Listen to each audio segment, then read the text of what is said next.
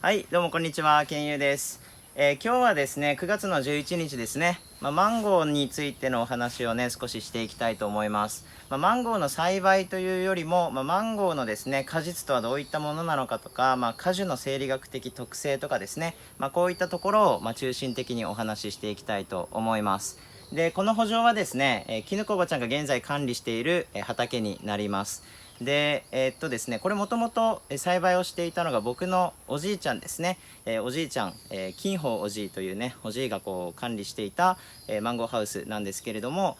これがですね、現在、きぬこおばちゃんがやっていて、僕が、たまにですけれども、手伝いに来るっていうようなですね、感じになってます。はい。で、こちらの圃場にあるマンゴーの木はですね、だいたい樹齢がですね、そろそろ45年になる木がちらほら、で、40年以上のですね、気になっております。かなりのですね、老木というものですね。で、見た感じもですね、今葉っぱがですねこう展開してきている時期なんですけれども、だいぶですね、おじいちゃんの木になってますね。はい、すごいですね。40年の木ですからね。40とか45年とかね、そんな感じの、木になってます。で、僕のね、おじいちゃんがですね、98歳で、最近ねこの世を去りましたけれども、おじいちゃんがですね、ずっとその45年前から管理していた、木になっております。はい。こいつとかはまだすごい元気ですけどね、葉っぱが少ないのも、ありますね。はい。で、収穫後にですね、今現在9月なんですけれども、前回7月8月ぐらいかな、これ全てアーウィンという品種なんですけれども、日本ではアップルマンゴーというですね、赤いマンゴーにですね、つく総称の木、総称のマンゴーの果実があるんですけれども、それがアーウィンですね。これアーウィンという木なんですけれどもね。はい。で、アーウィン収穫した後にですね、結果紙にこう、フルーツつきますから、この結果紙を剪定して短縮する、大体、一節ぐらいですね、短縮するっていうことを、前回ですねやりました。で、その後ですね、こういうふうに新芽が展開してきているという感じの現状ですかね。はい。あの辺とかね分かりやすいかな。その一節だけですね、こう結果、枝の部分だけ、短縮させたということですね。その果実収穫後はですね、大切りというか強剪定はあまり良くなくて、こういうふうに、少しだけね短くする、結果枝だけ、フルーツがついていたところだけ、切り落とすとかね、そういったことをやります。はい。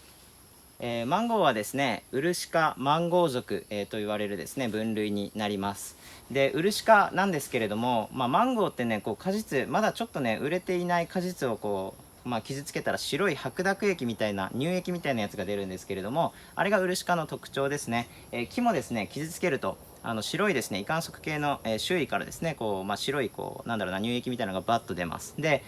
これウルシオールっていう成分が入っていて、人がね、触ると例えばアレルギー体質の人だと、かぶれたりするっていう人がよくあります。はい。で、マンゴーね苦手だよとか、マンゴーこういった、漆の影響で食べられないよっていう人も、中にはいますね。こう喉がイガイガしたり、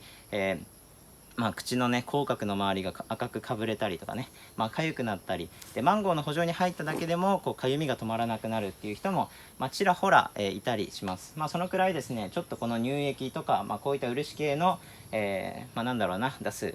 液体、というものは少しねアレルギー体質の人は危険な、果実になってます。カシューナッツとかね、ああいったものと、禁煙、ということがね分かっております。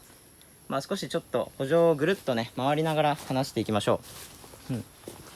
で、今日ね少しね台風14号の影響でかなりね瞬間的にドバッと雨がたくさん降ってる日なんですよね。で、今剪定作業してたんですけれども、ちょっと雨が切れたので動画を、急遽回しております。で、マンゴーの原産はですね、実はね、タイとか、ミャンマーとかマレー半島とかですね、あの辺が、原産だと言われてます。熱帯、東南アジアですね、そこら辺がこう原産だと言われてます。で、かつてはですね、インドからですねたくさんこう品種が出てきたりで、たくさん文献が出てきたので、4000年前くらい、にはですねこう、インドのそういった文献が、サンスクリット語で書かれたですね文献が残っていて、インドが原産じゃないかと言われていた時期もあったんですけれども、原種とかいろいろこう探っていくとですね、どうやらタイとかね、マレー半島とかあの辺が怪しいんじゃないかっていうふうに言われてます。はい。東南アジアですね。で、これはですね、アーウィンという品種なんですけれども、この、アーウィンという品種の他に、マンゴーもいろんな品種が実はあるんですね。未生繁殖でこう増えると、品種の形質がですねちょっとばらけるっていう特性もあるので、1000ぐらいで、1000ぐらい品種があるんじゃないかと言われてるんですけれども、フロリダとかね、そこら辺のアメリカの研究機関が保管している品種が大体ね、200種類くらいだったというふうに記憶しております。はい。で結構品種があるんですね。で、日本ではですねやっぱりアーウィンという赤い品種のマンゴーですね、赤い品種のマンゴーがやっぱり好まれますので、あれがこう市場にドバッと流通しているんですけれども、実はたくさんの品種があるっていうのがマンゴーの、特性、です。はい。でマンゴーもですね、大きく分けて2種類のこう系統があります。一つがですね、このアーウィンのような赤色の系統ですね。でもう一つはですね、黄色系統とか、緑色の系統のやつがあるんですけれども、このアーウィンのようなですね赤い系統の方はですね、比較的ちょっと涼しいですね亜熱帯性気候の生まれのマンゴー、になります。はい。インド系と言われたりしますけれども、でもう一個ですねこう黄色系とか緑色系のマンゴーっていうのはですね、熱帯国から出てきた、東南アジア系のマンゴーっていうふうに言われます。大きく分けて2つあるんですね。はい。で赤色の、マンゴーはですねこれ、自家結実性があるんだけれども、たくさんのこう交配をして、種ができて、これがね単胚になります。一つの胚があってで、芽がぴょこぴょこ出てきます。でこれ親の形質をですね、引き継ぐんだけれども、完全にクローンではないので、いろんなね交雑したものが出てくる、っていうのがですね、アーウィンとか、そういった赤色系統ですね、インド系統の特徴です。比較的涼しいところで、栽培がされる亜熱帯性気候で栽培される、マンゴーですね。キーツも、実はこう緑色ですけれども、若干光に当てるとクロロフィルが抜けて赤くなるので、こういった赤い系統になります。はい。で一方でですね、その熱帯国から出てきた、東南アジア系のマンゴーっていうのはですね、多胚性の種子なんですね。多胚っていうことでですねこう種の中にいろんなこう交雑した胚種が入っていて、でこの種を発種するとですねいろんな芽がぴょこぴょこぴょこぴょこ出てきます。これが多胚性種子の特徴になります。で多胚性種子のですねこういった東南アジア系のマンゴーはですね、いくつか交雑の芽もね出てくるんだけれども、1本だけ親とね完全に同じ系統のですね遺伝子を持った芽が1本出てきます。これ主心胚っていうんですけど、これがですねものすごく強くて他の交雑した芽よりもですね樹勢が強くてだいたいこれを生かしてこれを台木にするっていうことがねよくやられてます。でマンゴーを経済栽培しようとするとですねやっぱり接ぎ木をして品種の固定っていうものをやると思うんですけれども、この、台湾から出てきた、有料なですねこういった台木を使って、接ぎ木をするっていうことがやられます。主心胚を使ってですね、接ぎ木っていうのがやられます。はい。面白いですね。マンゴーもですねいろいろ育て方とかですね、品種の特性とかいろいろあって、論文とかね読むと非常に面白い側面があるんですけれども、ハウスの中やっぱりね暑いですね。今日は日中の温度がだいたいですね30度くらいあるんですけれども、もうハウスの中はそれよりもですね5度とか10度とかね、高くてもうね頭の回転が追いついていかないですね。はい、汗拭いても拭いてもこういう風にブワッと、出てきます。はい、やっぱハウスはねあまり長時間いると危ないです。はい、気をつけてください、ハウスはね。はい。で、ここら辺も非常にね、木の成長速度が、ゆっくりというか生育が遅いですね。やっぱり老木の木がね、の特徴なんでしょうね。でマンゴーっていうのはですね実は植え付けしてからですねだいたい10年ぐらいがですね一番こうなんだろうな、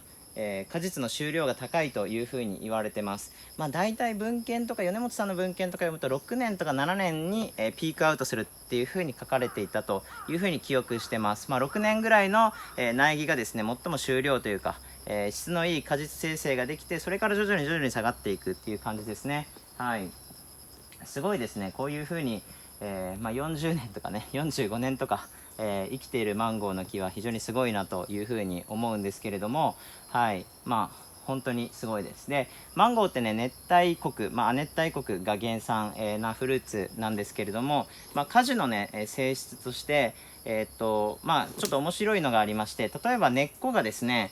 ごぼう根のように下に直根がね、ズドンってあるんですね。で、これ大体長さがですね、10メートルいくかいかないかぐらいの、非常に長い直根がね、地中深くバンと走ってる、というふうに言われてます。いろんなね、農業試験場さんがこう根っこを掘り起こしてもですね、まだあるっていうね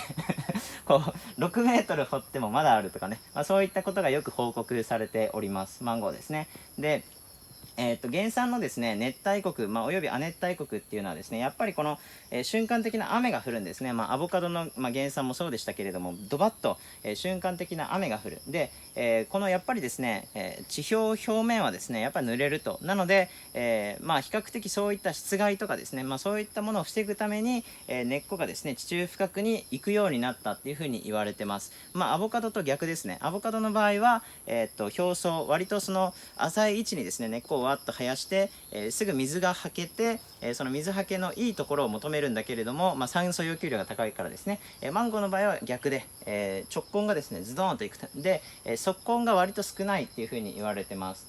果実生成をするときにはですね、この側根をいかにたくさん作るかとかですね、この側根にいかに肥料を効かすかとかですね、そういったところがポイントになってくるわけなんですけれども、マンゴーのね、根っこがズドンと、下に刺さっているからこそ、こういったことが大事だよっていうふうに言われてるんですね。はい、面白いです。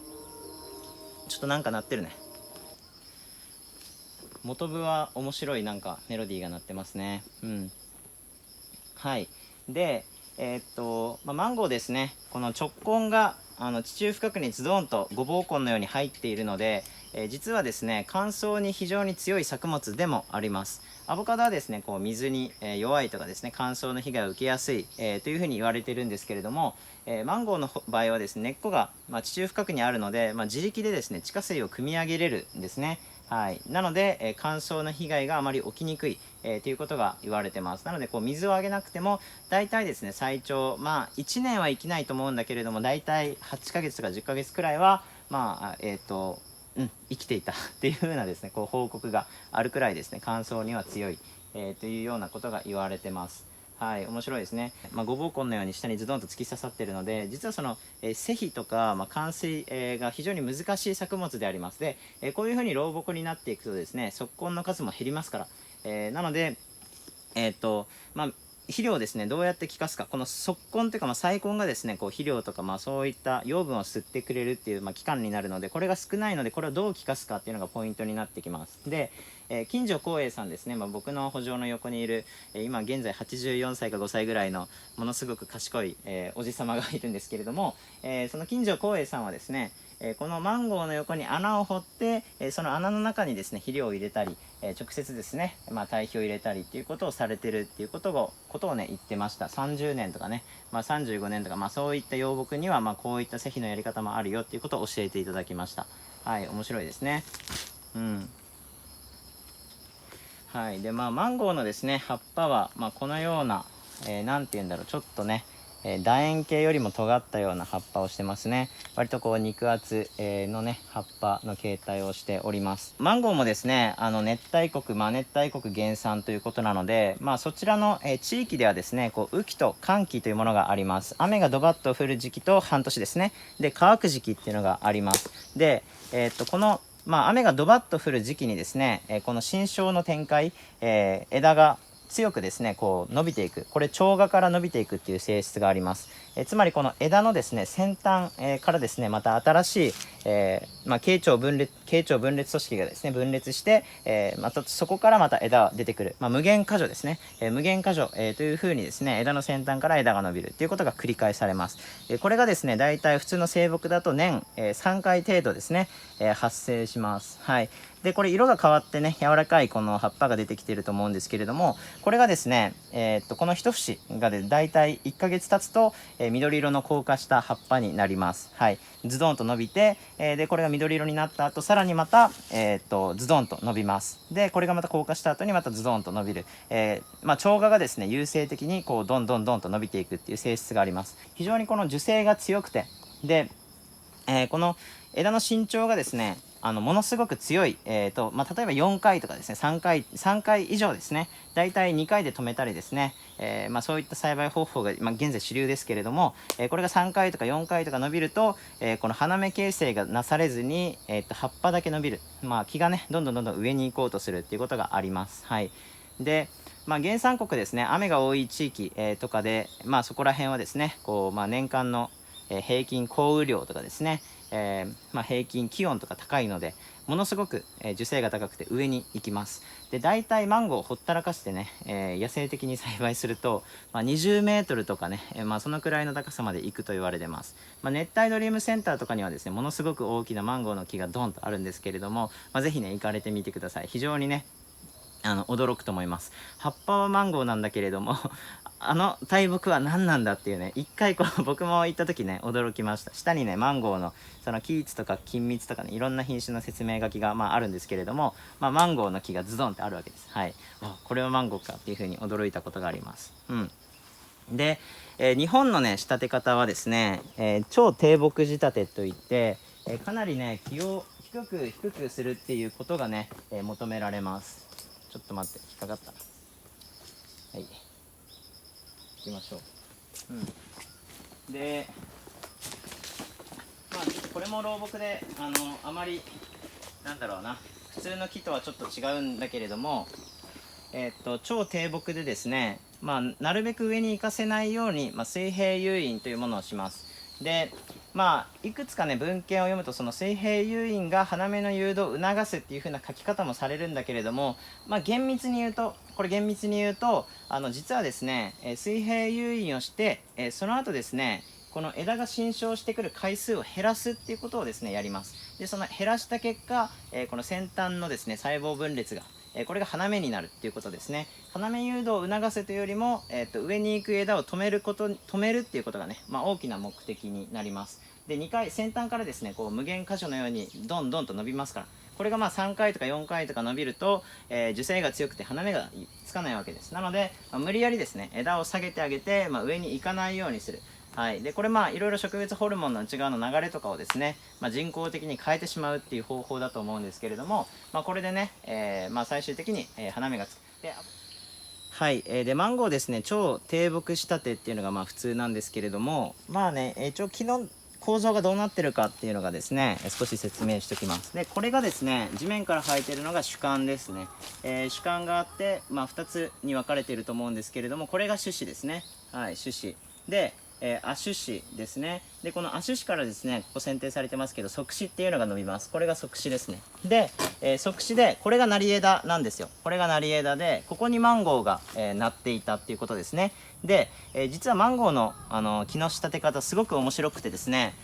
この側子も曲げるんですよね。側子も、低くするっていうのが基本で、最終的にですね、毎年更新されるこの成り枝、結果子、結果母子とも言いますけれども、こういった枝をですね、上に吊り上げて、最終的に玉吊りするっていう、ことがですねなされております。廃場仕立てですね。面白いですね。もう極限の枝まで、下げるっていうねはい。で、マンゴーの栽培をされている方で、非常にね、上手な仕立て方の人がいるんですけれども、一回写真を見せてもらったことがあるんですけど、非常になんだろうな、アーティスティックなね仕立て方をやってる人がいて驚きましたね。で、ここにですね果実が、結果子がつくんだけれども、ここ剪定してあげると、こういう風に、出てくる枝が出てくるっていうことですね。はい、ここかな、今年はここだったね。確かここだったね。はい。で、剪定したっていうことですね。はい、こんな感じです。いやー面白いですね。こういう風に剪定していくわけなんですよね。新芽がいっぱい出てきましたね。これが新芽ですけれども出てきました。はい。でこのマンゴーっていうのはですね、この雨季と乾季が繰り返される、もともと雨季と乾季がある、場所でですね原産なんですけれども、この雨季の時にはですねこの枝がきちんと伸長して、で乾季に入って乾燥ストレスとかですね、低温に遭遇するとか、こういった時にですね花芽の誘導がなされます。はい、花芽の誘導がなされるわけです。はい。で、花芽の誘導がなされてですね、その花が受粉して結果すると、果実になるんですけれども、この時ですね、乾燥気味にしても実はあまり果実の肥大化っていうのは起こらずに、きちんと水分を入れることが求められます。水分と施肥ですね、いろんな栽培方法をやってる人もいますけれども、自然栽培とか有機栽培とかですね、観光栽培とかあるんですけれども、求められたですね、きちんとこのぐらいの量入れましょうっていう、きちんとこの施肥、投入することによって、果実が大きくなります。柑橘とかはね、節水栽培というか、水分を割と切った方が糖度が乗りやすいっていうふうに言われてるんですけれども、マンゴーはですね実はそんなことなくて、肥大化のためにはS 字成長曲線っていうのをわっとね、果実はたどるんだけれども、この時にきちんと水分を入れるっていうのがね求められます。はい。ごぼう根でねズドンと下から、自身でね水分を汲み上げられるっていう構造なんだけれども、きちんと灌水をしましょうっていうのが、現在のね、教科書にはそういうふうに書かれております。はい。で実はですねマンゴーっていうのはですねこの昔4000年前くらいにですねインドで見つかって、それ以前にもですねタイとかミャンマーとかマレー半島にあったっていうふうに言われますけれども、沖縄に入ってきたのはですね実は最近なんですよね。確かね1900年以前ぐらいだったですね。はい、まだ130年とか多分そのくらいですね。140とか50かな、もしかしたら。はい。で、そのぐらいに入ってきたんですけれども、実はその時にですね栽培方法がまだ確立されていなくて、このように超低木仕立てとかですね、ビニールが必須だよとか言われてなくて、栽培方法がですね確立されたのが1980年代ぐらいからだというふうにですね僕は認識しております。僕まだ生まれてないですけどね。はい。なのでだいたい40年前くらいですね、45年前くらいから栽培方法が、割とこうやった方がですね結果がうまくいくっていうのが、認められてきました。でこの方法っていうのがやっぱりですね屋根掛けですね。こういう風に屋根をかけるっていうことですね。あと消費者に好まれる、品種、これアーウィンですね。アーウィンが入ってきて、これを赤くするためにきちんと太陽光に当てるとかですね、クロロフィルを減らしてアントシアニンを出して、赤い色素を出すっていうのがですね現在求められているわけです。それ以前はですねこういったビニール、っていうものの重要性があまり理解されていなくて、当時はですね花芽が、咲いた時にですね雨が当たって花粉がですね発芽しなくなるとかですね、受精不良が起きるとか、他にも雨の勢いで、花芽が脱落するとかですね。でようやくなった果実もですね、この雨を防がないと今度炭素病ですね。実はアーウィン、っていうのは非常にこの炭素病に弱いっていう性質があって、この炭素病に、罹患してしまう、罹病してしまうっていうことですね。なのでこの、屋根掛け栽培ですね、こういったものを外すと、非常になんだろうな炭素病への、戦いがね難しい、っていうふうにね言われております。はい。でお一雨来そうだね。きぬこおばちゃんから電話来よる。電話来よる。はい、ちょっとね今台風で大雨が来そうなので、きぬこおばちゃんから電話がかかってきてね、もう帰ってこいと言われたので、もうちょっと戻ります。でもう少しだけねもう少しだけ、少しお話ししながらですね帰りたいと思います。はい。でマンゴーの栽培が確立したのがですね、1980年くらいからなんですけれども、この時まだですね生産性とかも十分、分かっていないので、当時ですねマンゴー栽培をするって、なるとやっぱり、ハウスが必要なのでですね初期投資がそこそこいると。で、なんかマンゴーを作るっていうのがですね、変な目で見られていたっていうふうにですね言われていたというふうな文献もあります。確か米本先生の本にも載っていたような気がします。でこれおじいがですね45年前、くらいからマンゴーの栽培を始めて、おじいはですね柑橘とかタンカンとかですね、そういったものを泉で栽培、している傍ら、マンゴーをやっていたんですけれども、当時はねこのマンゴーもやっぱり本当に大丈夫なのかっていうふうにね言われていたんだと、推察されます。やっぱりねどうなるかわからない果樹をねこういうふうにやるっていうのは難しい側面がありますよね。今で言うとですね例えば、難しいな、例えばドリアンとかかな、ドリアンを県内で栽培するとかね、そういったことだと思います。はい。で雨降ってきたな。今沖縄県がね栽培量1位ですけれども、そういった方々のね、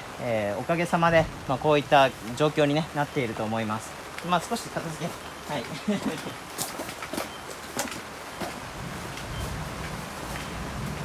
やばいな、ここちょっと山道なので少しね雨が大雨になる前に帰らないとね車がね走れないんじゃないかなっていうことがあるので、ちょっともう今日は一旦帰ります。剪定もきちんと、終わったので、帰りたいと思います。うわ、やばいな。ではでは、バイバイ。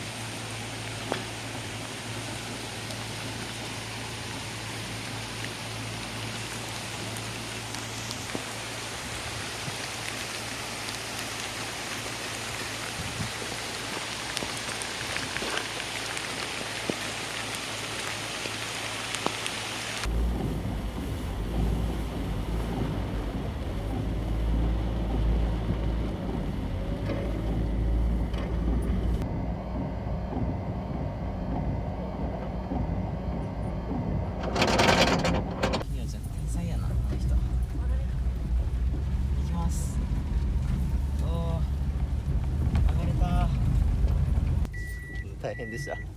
日は死ぬと思った。マジ一回死にかけたもん今日。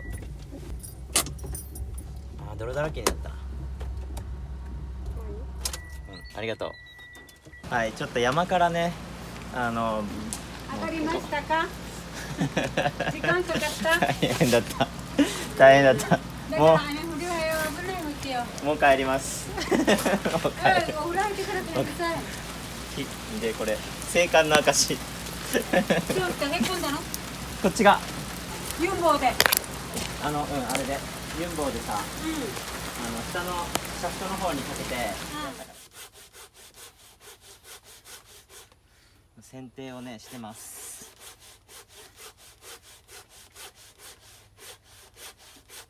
ちょっと金光という品種なんですけれども、これだけねかなり暴れてて、ハウスの上にね、もう行ってしまっていたので、ちょっとね初の大切りということでもう切り株にしております。で